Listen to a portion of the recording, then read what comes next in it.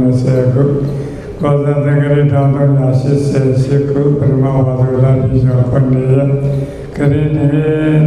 2026ခုဇူလိုင်လ6ရက်တနင်္လာနေ့အရှိပရိပတ်တိဓမ္မယုံကြီးတွင်ဟောကြားတော်မူသောမဟာသတိပဋ္ဌာန်အလုပ်ပေးတရားအာနာပါနဝိပဿနာအပိုင်းပြီးတော့အရှင်မြတ်အာနာပါနယောဂီအသင်္ကြန်တို့အရှင်မြတ်အာနာပါနရှုနည်းဒီအရာလေးနဲ့ပြန်ပြောပြီးတော့ပြီးတော့မနေ့ကပြောခဲ့တဲ့သမထဝိပဿနာပြောရအောင်နော်အရှင်မြတ်ရှုနည်းလေးကိုပြီးတော့ပြန်ပြီးတော့နှလုံးသွင်းကြည့်အောင်အလုံးလိုက်ဆိုပါတတိနဲ့တာရှုသွင်းမှာ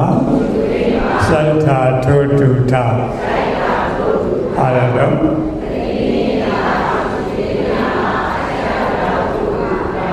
ဒီကလေးကိုတတိနဲ့ရှုသွင်းမှာတဲ့ဘာနဲ့ရှုသွင်းအောင်မိမိလေးကအမတ်တတိမပါဘဲနဲ့မဝင်ပါစေနဲ့လို့ဒီလိုပြောတာနော်အဲဒါတတိနဲ့တာရှုသွင်းမှာစိုက်တာထိုးတူတာစိုက်ထုတ်လိုက်တဲ့အခါကလေးမှာလည်းပဲတတိလေးနဲ့စိုက်ထုတ်ပါတတိမပါဘဲနဲ့ဝင်လက်ဒီလည်းမဖြစ်ပါစေနဲ့ထွက်သွားတဲ့ဒီလည်းတတိမပါဘဲနဲ့မထွက်ပါစေနဲ့ဒါကြောင့်မို့ပါရောဟုတ်ပြီနောက်တစ်ခုသွားလိုက်အောင်ဝင်လေထိရာစိုက်ခါထိရာတိအောင်ဘွားပါရလေဝင်လေထိရာစိုက်ခါလို့ဒီလိုပြောတာနော်ဝင်လေဆိုတဲ့ဝါလို့ကလေးဟာငကောင်းပေါက်တိုင်းမှာဒီလေးဝင်မသွားဘူးလားမျက်စိနဲ့မြင်လို့ရတယ်မရဘူးเนาะဒီကလေးတိုးထီလို့ဟောဒီကလေးဝင်ပါကလားလို့ယောဂီရတယ်လို့မသိဘူးလားအဲ့ဒီတိုးထီတဲ့နေရာလေးကိုဘာလုပ်ရအောင်လဲစိတ်ကလေးကတ်ထားတိုးထီတဲ့နေရာလေးကိုဘာလုပ်ရမလဲအဲ့ဒီစိတ်ကလေးကိုတတိနဲ့တွဲထားပါတဲ့เนาะအဲ့တော့ဘာနဲ့တွဲထားပါလဲတတိမလို့စေတဲ့တတိကခဏပြောနေတယ်အာယုံကိုထိန်းတာလည်းတတိပဲစိတ်ကိုထိန်းတာလည်းတတိပဲအာယုံနဲ့စိတ်ကိုနှစ်ခုလုံးထိန်းတာမှာအဲ့ဒီစိတ်ကလေးကဝင်လာတဲ့အာယုံလေးကိုဝင်လေလို့သိသွားမယ်။သို့မဟုတ်ဝင်လာတဲ့အာယုံလေးရဲ့ထိသဘောတရားလေးကိုသိသွားမယ်။ထွက်လေလေးရဲ့ထိသဘောတရားလေးကိုသိသွားနိုင်မယ်နော်။အဲ့တော့ဒါကြောင့်ပါတော့ဝင်လေထိရာစိတ်ခါထိတာတရားမှာဝင်လေထိတဲ့နေရာလေးမှာစိတ်ကလေးစိုက်တာတတိလေးနဲ့တွေ့နော်အဲ့တော့ဝင်လေထိတာကိုထိတယ်လို့သိနေပါဘယ်လိုသိရမှာလဲထိတယ်လို့သိနေပါထို့တူပဲနော်ဝင်လေထိရာစိတ်ခါဝင်လေထိရာစိတ်ခါထိတာတရားမှာဝင်လေလည်းထိတယ်ထွက်လေလည်းထိတယ်ဝင်လေထိထွက်လေထိတိုင်းထိသဘောတရားလေးရဲ့ဒီသဘောတရားနှစ်ခုအလုံးလုံးလိမ့်မယ်နော်ဒါကြောင့်မို့ဘာလဲလို့ဝင်လေထိထွက်လေထိအဲ့တော့ဝင်လေမထိဘူးလားထွက်လေမထိဘူးလားဒါလည်းဒါကိုဘာလို့ပြောလဲထိသဘောတရားလေးလို့ပြောဘာလဲလို့ထိသဘောတရားလေးလားအထွေထိသဘောတရားလေးကယုံလားနာလားယုတ်တရားလေးတော့ဘာတရားလေးလဲဘာယုတ်လဲလို့မေးလို့ရှိရင်ဝါယောဖုဒ္ဓဘာယုတ်ဘာယုတ်လဲဝါယောဖုဒ္ဓဘာယုတ်ဒါကြောင့်ဝင်လေထိထွက်လေထိတိုင်းသိတဲ့ဘာလို့လဲထိတိုင်းဘာလို့ရမှာလဲဒါဘုန်းကြီးတို့ပထမတော့ဒီတိုင်းမှတ်နေမှာပဲနော်ထိတယ်သိတယ်အထိတာသိတယ်ဒါလိုလေးမှတ်နေမှာပဲနော်ဒါဘုန်းကြီးတို့ပြောရမယ်ဆိုရင်ဒါသုဒ္ဓဝိပဿနာနည်းနဲ့သွားနေတာနော်အဲ့လိုသွားနေတာပြီးတော့ပြောမယ်အဲ့ဒီသဘောတရားလေးကိုဟုတ်လားအဲ့တော့ဒီမှာရေးလိုက်လေထိသဘောတရားလေးကဝါရောဘာလို့ဝါရောတော့ဘာတရားလဲဝါယောဖုဒ္ဓဘာတရားလဲအဲ့ဒီဝါယောဖုဒ္ဓဘာဒီယုတ်တရားလားနံတရားလားမေးရင်ယုတ်တရားနော်အဲ့ဒါလေးကိုဝင်တိုင်းထိတယ်ထိတိုင်းသိတယ်ဘာလဲတော့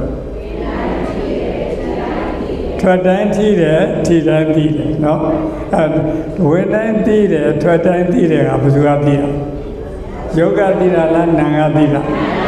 နာငါသိတာတော့ဘယ်သူကသိရအဲ့တော့ဒီနေရာမှာနှစ်ချက်တည်းပဲထီသဘောတရားလေးရဲ့ဒီသဘောဒါလေးကိုဘုန်းကြီးတို့သမာဓိနဲ့သဘောတတိနေရာဖြင့်ထီတယ်ဒီလိုမှတ်ရဒါနှာခေါင်းကိုမှတ်နေတာနော်တကယ်လို့ကာယဝိညာဉ်စိတ်ကမှတ်တယ်ကာယဝိညာဉ်စိတ်အနေနဲ့မှတ်ချင်တယ်ဆိုရင်ဘုန်းကြီးတို့ထိုင်နေနော်ဘယ်လိုမှအထိုင်မထီဘူးလားအပြီးတော့ထီတယ်ပြောမှဒီလိုမှရမှာနော်အဲဒါကြောင့်ဘုန်းကြီးတို့ဒါလေးကိုမလွတ်စေတယ်ဒါလေးကိုဘုန်းကြီးတို့ဝိပဿနာကြောင့်ပြောနေတာနော်ဒါကြောင့်ဘုန်းကြီးတို့ဗါလဲတော့ထီတိတိုင်းမှာစိတ်မြဲပါဘာလို့ကောင်းစီလေးရပါလေထီတိတိုင်းမှာစိတ်မြဲပါထီတိုင်းသိရမယ်ဝင်လေထီတိုင်းသိရမယ်ထွက်လေထီတိုင်းသိဒါကိုပြောတာနော်အဲဒါကြောင့်ကောင်းစီလေးရပါပေးတာထီတိတိုင်းမှာစိတ်မြဲပါပါပဲထီးတဲ့အာယုံလေးကိုမလွတ်တမ်းသိနေရနော်ဝင်လေထီးတယ်သိတယ်ထွက်လေထီးတယ်သိတယ်အဲ့ဒါလေးကဘုရားကြားတဲ့ခါကျတော့ဒီလိုမှတ်နေလို့ရှိရင်မှတ်စိတ်ကလေးကလည်းကြာလာတဲ့ခါကျတော့အဲ့ဒီသဘောတရားလေးကနော်ရှေးအတိနဲ့နာအတိရှေးမှစိတ်နဲ့နာမစိတ်တစ်ထပ်တည်းကြာလာတဲ့ခါကျသမာဓိရလာလိမ့်မယ်နော်အဲသမာဓိရလာတဲ့ခါကျတော့ဘုရားဝိပဿနာဉာဏ်တွေထက်လာလိမ့်မယ်နော်အစတော့ဒီလိုမှတ်နေရမှာပဲအဲ့တော့ဒီနေရာမှာဘုရားယုံနာပွဲမတော်ဘူးလားဘာနဲ့တော့ယုံနာကဝါယောဘုဒ္ဓဘာသာယုတ်တရားနော်နာသီဘမှာရှိတဲ့ကာယပတ္တာအကြည်ယုတ်ကလေးရပါတယ်ယုတ်တရားနာသီဘမှာနာသီဘလို့ပြောတယ်ဘယ်နေရာပြောတာလဲသမုဒိသစ္စာနေရာပြောတာဘယ်နေရာပြောတာပရမတ္ထသစ္စာနေမှာနာသီဘလို့ရှိရလားနာသီဘလို့သမုဒ္ဒတဲ့နေရာမှာယုတ်ပေါင်းဘယ်လောက်ရှိတယ်ယုတ်ပေါင်းဘယ်လောက်ရှိတယ်10မျိုးရှိတယ်နော်အဲ့ဒီ10မျိုးကဘာလို့လဲပထဝီယအာဘောယတေယောဝါယောယမာဘောယုတ်တကြီး4မျိုးနော်အဲ့ဒီမာဘောယုတ်တကြီး4မျိုးကိုမှီပြီးတော့ဖြစ်တဲ့ဝေနာယခန္ဓာရတ္တယဩဇာနော်ပြီးတော့ပါတော့ဇီဝိတယောပြီးတော့ပါလဲကာယပဇာသာအကြည်ယောရုပ်ပရိမျိုးနဲ့အဲ့ဒီဆက်မျိုးတွေကတခုတည်းဆွဲထုတ်လိုက်မယ်ကာယပတ္တာရအကြည်ယောဘာရောလဲအကြည်ယောတော့အဲ့ဒီမှာဘုန်းကြီးတို့ဆွကြပါလို့ဒါလေးကိုခွဲထုတ်တဲ့ခါကျတော့ဝါယောကာယနဲ့ပတ္တာရခါယဘာနဲ့ပါလဲ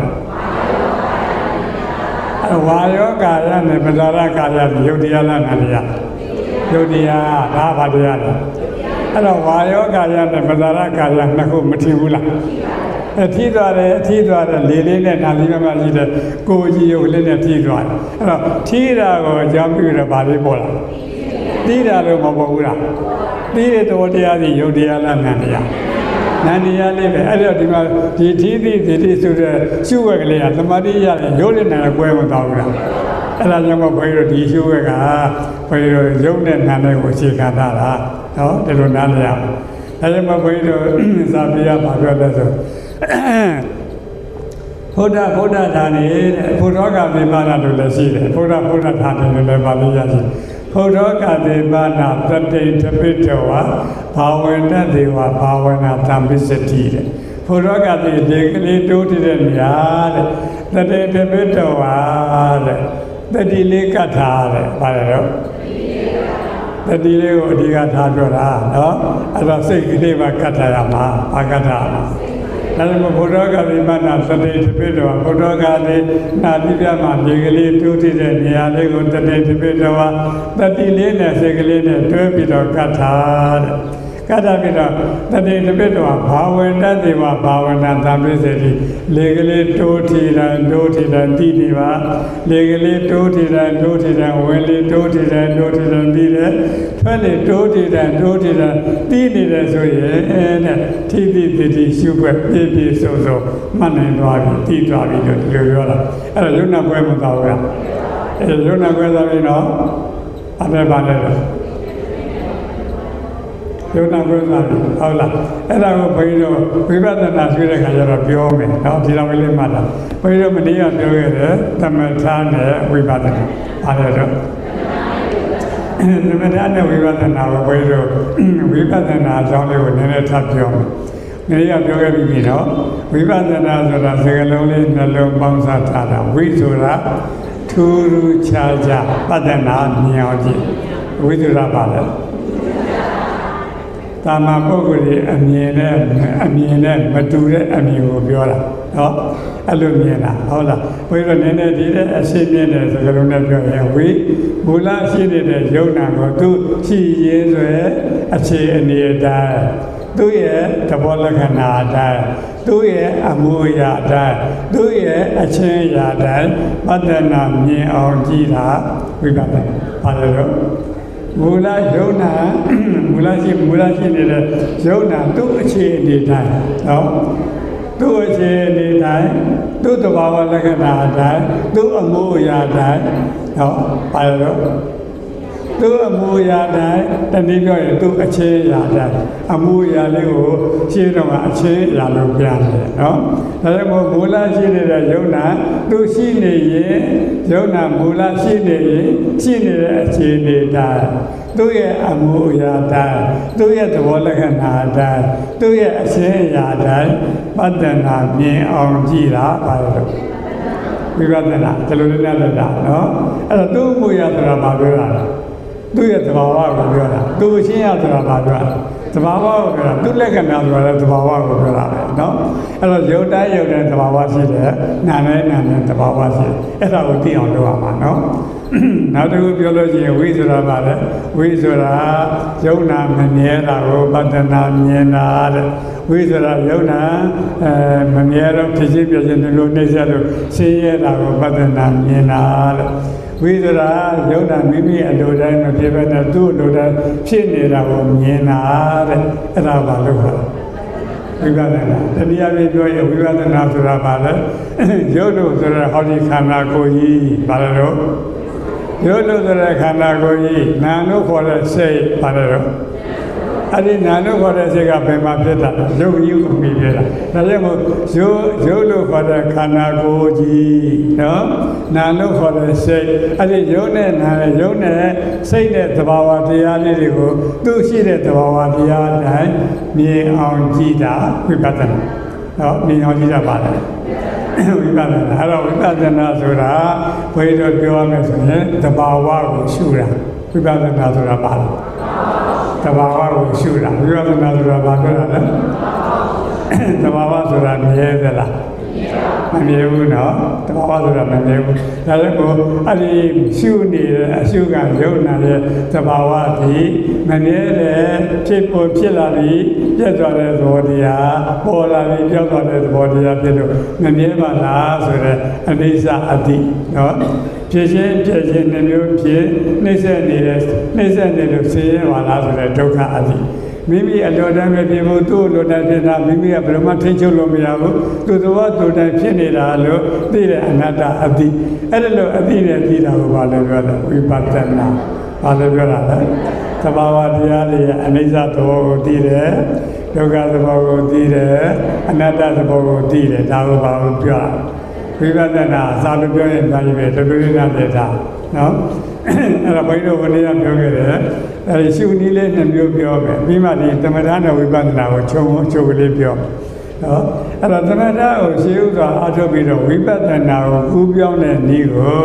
သမထယာနိကနည်းလို့ဒီလိုပြောတယ်နော်ပါနည်းတယ်လို့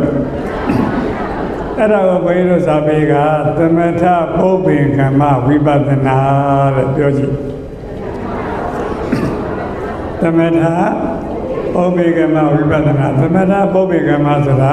သမထကိုရှေ့သွားပြုတယ်သမထကိုအရင်ထူထောင်တယ်ထူထောင်ပြီးမှပါလေဝိပဿနာရှိနော်ဒီလိုပြောတာနော်နောက်တနည်းရပါလားဝိပဿနာပုပ္ပေကမသမထရှုကြီးအဲ့ဒါကြတော့ဘုန်းကြီးတို့သုတ္တဝိပဿနာနည်းလို့လည်းခေါ်တယ်နည်းနည်းရှိတယ်အဲ့ဒါကိုဘုန်းကြီးတို့သူကြတော့ပါပြောတယ်ဝိပဿနာဉာဏ်ကြီးကလမ်းစဉ်လို့ပြောတယ် သမထကိုထူထောင်ပြီးမှဝိပဿနာသွားတာကိုဘာလို့ပြောလဲဝိပဿနာဉာဏ်ကြီးကလမ်းစဉ်လို့တလူပြောတယ်နော်အဲ့ဒါကိုဘုရားစာပေကဘာပြောလဲဣရိကေသောပထမဥပ္ပဇာရသမာဓိဝအပနာသမာဓိဝဥပ္ပစ္စတိဥပ္ပါဒေတိအယံသမထောဒီလိုပြောတာဟောဒီလောကမှာတဲ့ဣရိကေသောဟောဒီလောကမှာဟောဒီသာသနာမှာအကျိုးသောအမျိုးကောင်းသားအမျိုးကောင်းသမီးယဟန်တာမဏိနော်သာသနာဝင်တာပုဂ္ဂိုလ်တရားတဲ့ရှေးဥစွာဥပ္ပဇာရသမာဓိကိုဖြစ်စေတဲ့အပ္ပနာသမာဓိကိုဖြစ်စေနော်နှစ်ပါးလုံးကိုဖြစ်စေဓမ္မယေဥပ္ပဇာရသမာဓိတစ်မျိုးတည်းကိုဖြစ်စေတဲ့အဲ့ဒီသမာဓိကိုရအောင်ထူထောင်ပါတဲ့နော်ဘာလို့ရမှာလဲသာသမာဓိလေပရမဇောဥပ္ပဇာရသမာဓိဖြစ်စေအပ္ပနာသမာဓိဖြစ်စေသမာဓိနှစ်မျိုးလုံးဖြစ်စေနော်နှစ်မျိုးလုံးရရင်ပဲနှစ်မျိုးလုံးရရင်ပိုကောင်းတယ်အဲ့တော့ဒီကလေးအပ္ပနာသမာဓိမရလို့ရှိရင်ဥပ္ပဇာရသမာဓိရအောင်အထုတဲ့သမာဓိထူထောင်တဲ့ဒါပြောခဲ့ပြီးဥပ္ပဇာရသမာဓိရဲ့အပ္ပနာသမာဓိရဲ့ခဏိကသမာဓိရဲ့မနည်းပြောခဲ့ပြီးသမာဓိသုံးမျိုးအဲ့တော့အဲ့ဒီလိုရအောင်အထုပြီးတော့ဝိပဿနာကုပါတဲ့နော်ဝိပဿနာကုပြီးတော့အဲ့ဒီမှာဆိုရပါလို့ဇာရတယ်ထားပါလို့ဇာရလို့ရှိရင်ရတဲ့ဇာကိုမဝင်စားပဲနဲ့ဇာကလေးကထားလိုက်တယ်ဇာလေးကထားဆိုတာဘာပြောတာဇာမဝင်စားပဲနဲ့ဇတ္တနာကိုဇာကထားတယ်လို့ပြောတာအဲ့တော့ဇာကထားပြီးတော့ဇာနဲ့ပါတယ်နန္ဒီရလေးကိုဝိပဿနာရှုတယ်နော်ဒါသာလာတိုင်းပြောတာဘာဝိပဿနာရှုရမှာလဲမနေ့ကပြောခဲ့ပြီးပထမဇာဆိုရင်ဆက်လက်ဘယ်လိုမျိုးပါအားမျိုးပါလဲငါမျိုးပါလဲဝိတေဝိဇာရပိတိဒုက္ခအေးပဲအဒီဟာတွေကိုရှုအောင်သူတို့ကဗာတရားတွေလဲစေတသိက်နန္တရားတွေဗာတရားတွေလဲအဲ့ဒါစေတသိက်နန္တရားဆိုတာအတိအကျဖြစ်လို့ရတယ်စိတ်ဖြစ်မှဖြစ်တာအဲ့တော့ပရမဇာစိတ်ဖြစ်လို့ရှိရင်သူတို့ပါလာတယ်အဲ့တော့ပရမဇာစိတ်ကိုရှုရမယ်ခုပြောခဲ့တဲ့ဝိတေဝိဇာရပိတိဒုက္ခဧကဂတလို့ခေါ်တဲ့ဇာနေတရားတွေရှုရမယ်စေတသိက်တရားတွေရှုရအဲ့ဒီမှာအဓိကဘာရှုရလဲပထမဇာစိတ်ကိုရှုရဘာရှုရမလဲစေတသိက်ကိုရှုရလို့ရှိရင်ဘာကိုရှုရလဲအဓိကပီတိကိုရှုရပီတိကိုအရင်ရှုရနော်ပီတိရှုဖို့ပီတိကိုအရင်ရှုဖို့များသောအားဖြင့်စာပေကညွှန်းတယ်နော်ပီတိဆိုတာအမှန်တန်နှစ်သက်တာမလားနော်နှစ်သက်တဲ့သဘောတရားလေးမလားနှစ်သက်တဲ့သဘောတရားလေးအဲ့ဒီနှစ်သက်တာတွေကိုအားရတင်းနေပြီးတော့နေလို့ရှိရင်ဝိပဿနာကုလို့ရပါမယ်အဲ့ဒီသဘောတရားလေးအရင်ဝိပဿနာရှုရမှာနော်အဲ့တော့ဆိုရနှစ်သက်မှုလေးကိုလျှော့ချလိုက်နော်နှိမ့်တဲ့မှုလေးကိုနေအောင်လုပ်တယ်အဲ့လိုရှိရောဒါကသာလာတယ်ပြောတာအဲ့တော့ဒါလို့ဆိုရင်ဝိပဿနာသမထယာနိကပုဂ္ဂိုလ်ကသမထထူထောင်ပြီးတော့ဝိပဿနာရှုလို့ရှိရင်ဘာကိုရှုရမလဲယုတ်တရားကိုရှုရမှာလားနန္တရားကိုရှုရမှာလားမေးရင်ဘာကိုရှုရမှာ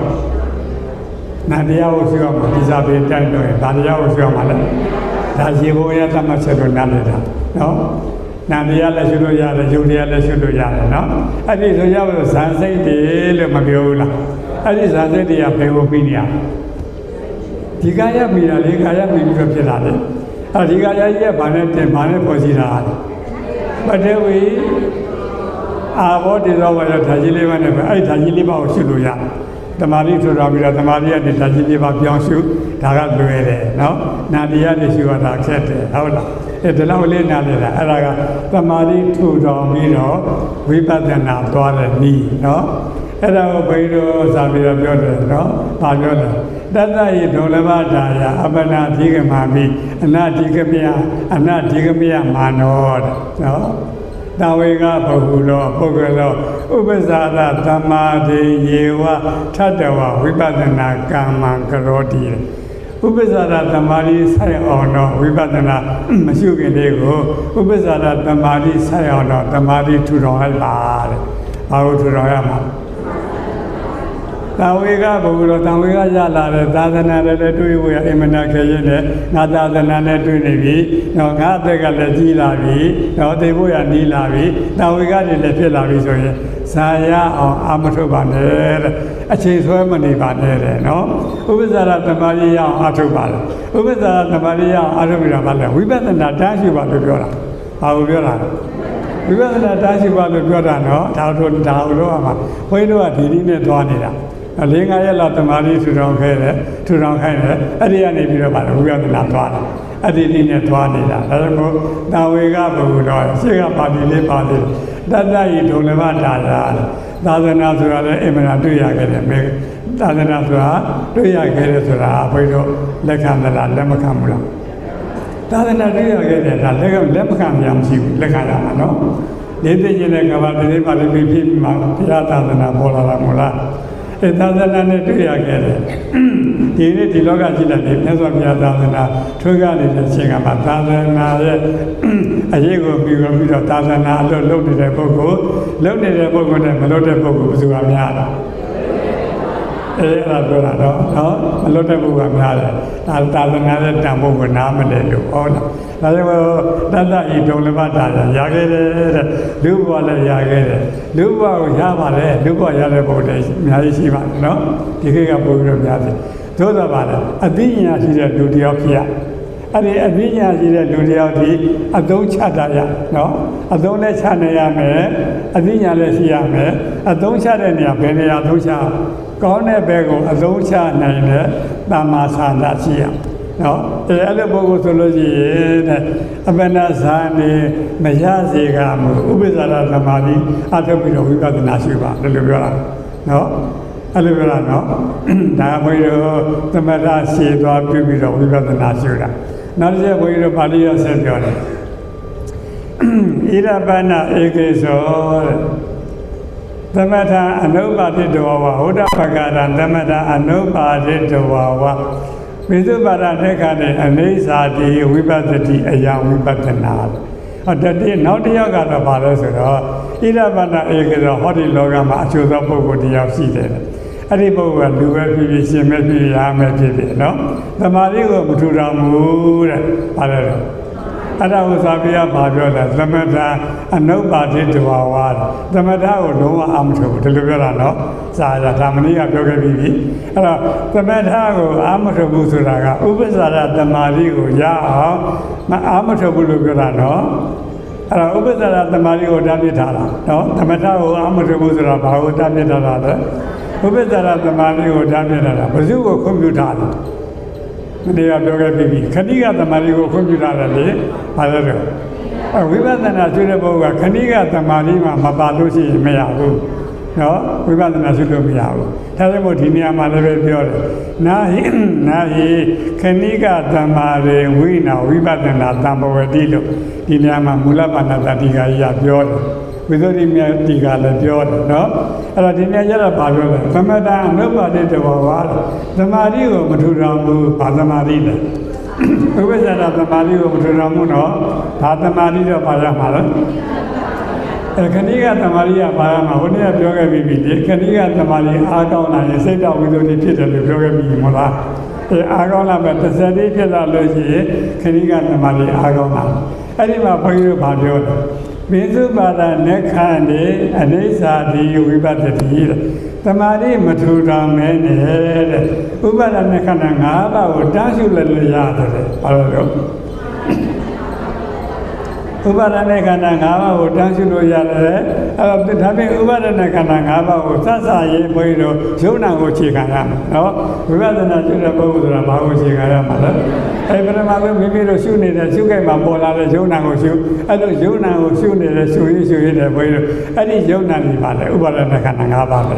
ဥပါဒနာခန္ဓာ၅ပါးကိုချုံးလိုက်တော့ဘာနဲ့ထွက်လာယုတ်တရားနဲ့နာတရားပဲထွက်လာဆိုကြပါလေအဲ့ဒီဥပါဒနာခန္ဓာပြောဥပါဒနာခန္ဓာလို့ဆိုတဲ့ယုတ်တရားနာတရားကိုဒီစိတ်မှရှုနေလို့ရှိရင်ကြာလာတဲ့ခါကျတော့ဘုန်းကြီးတို့ဇဇတဲ့ဖြစ်သွားတယ်ရှင်းတတိနဲ့နောက်တတိဆက်သွားလိမ့်မယ်ဆက်သွားလိမ့်မယ်ရှင်းမစိတ်နဲ့နောက်မစိတ်ဆက်သွားလို့ရှိရင်ဇဇတဲ့ဖြစ်နေတယ်ဈာဝင်လို့မရဘူးဆိုရင်ဘုန်းကြီးတို့အဲ့ဒီသမာဓိဟာတည်ငြိမ်တဲ့သမာဓိဖြစ်မလာဘူးလားအဲ့လိုဖြစ်လာတဲ့ခါတော့သမာဓိပူလာပြီနော်အဲ့ဒီမှာဆိုလိုတာကဘာလဲသမာဓိမထူထောင်မဲနဲ့ဥ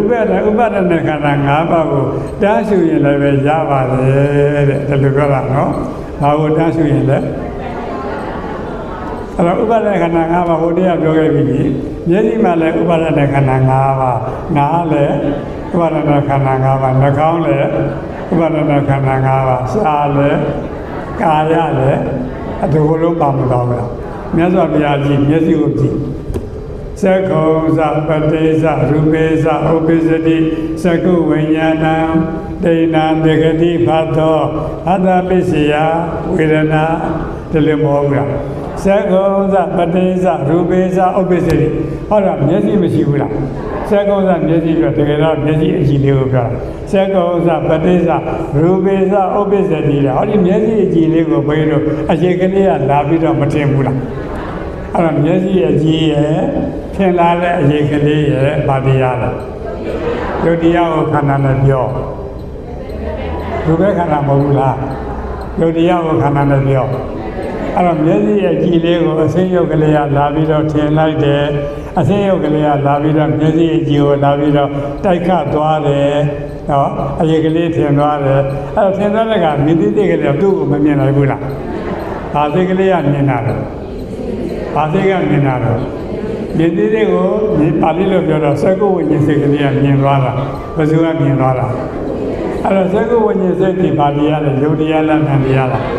နန္တရားတော့သူ့ကိုခန္ဓာနဲ့ပြောတော့ဘာခန္ဓာလဲဝိညာဉ်နဲ့ခန္ဓာဘာခန္ဓာလဲယုတ်ခန္ဓာနဲ့ဝိညာဉ်နဲ့ခန္ဓာမရဘူးလားသူအဓိကပဲဒီခန္ဓာနှစ်ပါးအဓိကအဲ့တော့မြင်တဲ့ထဲမှာဒိဏတေဂတိဖတ်သောဖတ်တပစ္စယဝေဒနာလည်းမပါဘူးလားအဲ့တော့အာယုလေးနဲ့စိတ်ကလေးနဲ့တွေ့အောင်လုပ်ပြီးတာဘာလို့လဲဖတ်တာအဲ့တော့ဖတ်တာဒီဘာခန္ဓာလဲသင်္ခါရခန္ဓာဖတ်တာဒီဘာခန္ဓာလဲအဲ့ဒီအာယုလေးကိုဘုန်းကြီးတို့ကောင်းလို့ရှိရင်ကောင်းတဲ့ခံစားမှုမပါဘူးလားမကောင်းရင်မကောင်းတဲ့ခံစားမှုတွေမဖြစ်ဘူးလားအဲ့ဒီခံစားတာကဘာလို့လဲဝေဒနာကိုခန္ဓာဖွဲ့တော့ဝေဒနာခန္ဓာအဲ့ဒီအာယုလေးကိုမှတ်သားမှုမရှိဘူးလားအဲ့တော့မှတ်သားမှုကပါလားသိဉ္ခန္ဓာအဲ့တော့ခန္ဓာကမှမရဘူးလားဒါကစာအတိုင်းပြောတာအစဉ်တိုင်းပြောရင်မျက်စိအကြည့်ရဲ့မျက်စိအကြည့်ကိုထင်ဟလာတဲ့ရူပယုံကဘာခန္ဓာရူပခန္ဓာဝေဒနာကဘာခန္ဓာသိဉာကဘာခန္ဓာဖတ်တာကဘာခန္ဓာသင်္ခါရခန္ဓာအများကြီးပေါ့ဖတ်တာကိုဣဇေကတာတွေကသင်္ခါရခန္ဓာနော်မြင်သိတဲ့သက္ကုဝိညာဉ်ကဘာခန္ဓာအဲ့ခန္ဓာကဘာဖြစ်မတော့လားမြင်တော့မြင်စေခဏလေးမှာခန္ဓာကဘာဖြစ်ပြီးတော့ပြည့်နေတာကိုမြင်ရမှာအဲ့ဒါဆိုရင်ဝိပဿနာဖြစ်ပြီအဲ့ဒါကိုစာပြပြောတာပိစုပါဒမေခန္ဓေအနိစ္စဒီဝိပဿနာမြင်ရတဲ့မျက်စိလေးကမြဲလားထင်လာတဲ့ရုပ်ကလေးကမြဲလားဒါတော့ကလေးနားလည်တာနောက်အကျေဟောမှာနော်ဒါလေးကနားလည်ရုံလေးပြောတာနော်ဒါကြောင့်မျက်စိမှာလည်းဥပါဒနာခန္ဓာ၅ပါးပါလဲတော့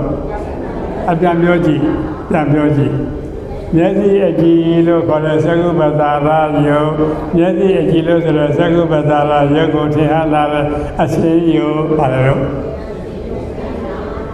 မျက်စိယုတ်မျက်စိအကြည့်ယုတ်အစိယုတ်ပြောအဲ့ဒီယုတ်နှမဒီခန္ဓာနဲ့ပြောရူပခန္ဓာခံစားမှုသဘောကမှတ်သားမှုသဘောကသာသတို့စေရနာတို့ဧကဂတတို့ကမြည်သည့်စိတ်ကအဲ့တော့မြည်တဲ့ခဏမှာဥပါဒနာခန္ဓာကငါဘာမရဘူးလားကြားတယ်ဒီတိုင်းပဲနော်ကြားလို့လည်းမရဘူးလားအတန်လေးမရဘူးလားအတန်လေးဘာတရားလဲယုတ်တရားကဘယ်မှာလာတိုင်းမှာလဲနားထဲမှာရှိတဲ့သောတာပဇာရကိုလာတိုင်းအဲ့တော့နားထဲမှာရှိတဲ့သောတာပဇာရဒီယုတ်တရားလားနန္တရားလားဟိုဘက်ကအတန်လေးဘာတရားလဲအဲ့တော့နားထဲမှာရှိတဲ့သောတာပတ္တရာနဲ့အတန်ကယုတ်တရားနှမျိုးမရဘူးလားသူတို့နှစ်ခုတိုက်ခိုက်တော့ဘုန်းကြီးတို့ကြားသိစိတ်ဆိုတော့မပေါ်ဘူးလားအဲ့တော့သူတို့နှစ်ခုတိုက်ခိုက်တာကရုပ်ချင်းမတိုက်ဘူးလားရုပ်ချင်းထိနာငါတိနာလေးပေါ်လာတယ်အဲ့တော့ရုပ်နှစ်ခုကခန္ဓာနဲ့ပြောဒီဘက်ကကြားသိစိတ်ကဝိညာဉ်နဲ့ခန္ဓာကြားသိစိတ်ကဘာလဲခံစားတာကမှတ်သားတာကဟာတာတို့စေရနာတို့ဧကဂတတို့ကဒါကပါဠိတော်တိုင်းပြောတာနော်အစဉ်တိုင်းပြောရင်သောတာပတ္တရာယုတ်ကလေးရဲ့နော်အတန်လေးကဘာခန္ဓာလဲရူပခန္ဓာဝေဒနာကခံစားတဲ့အတန်ကိုခံစားတဲ့သဘောတရားကမှတ်သားတဲ့သဘောတရားကအတန်လေးနဲ့စိတ်ကလေးနဲ့တွေ့အောင်လုပ်ပြတဲ့ပတ္တတို့စသည်တရားတွေကပါလဲဒီကရခန္ဓာသောတာဝိညာဉ်စိတ်ကအဲ့တော့နားမှာလည်းခန္ဓာ၅ပါးဖြစ်ပြနေတာမသိဘူးလား အဲ့လိုဒီနှာခေါင်းရောလျှာရောကိုယ်ရောအဲ့ဒါကိုဘာလို့ပြောလဲပိစုပါဒာနက္ခဏိအနိစ္စတိဝိပဿတိအယဝိပဿနာအဲ့ဒါဝိပဿနာပဲနော်နောက်ရမဆက်ရအောင်ဒီလောက်ကလေးနားပြတာနော်ဒါနဲ့ဆက်လက်ပြီးတော့မိမိတို့အားလုံးဆက်ပြီးတော့တတိပဒတရားကိုတတိဥစီသောပညာတရားဖြင့်ဆက်လက်ပြီးတော့ကျင့်ကြံကြုတ်ကိုပွားများအားထုတ်နိုင်ကြပါစေကုန်သတည်း